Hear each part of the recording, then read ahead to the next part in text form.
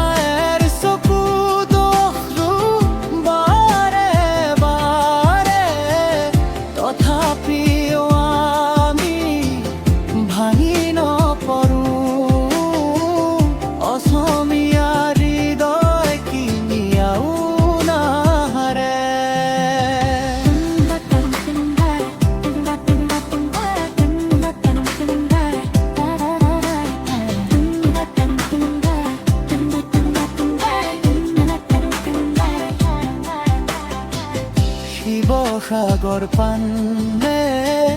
কবুৱা সাজিয়াই সূৰুজ আকৌ উঠিব নতুন পুৱাই ধুই নিবলৈ নোৱাৰে বানৰ ঢৌ আমাৰ সাহস আমাৰ মৰম কেতিয়াও নহয় ক্ষয়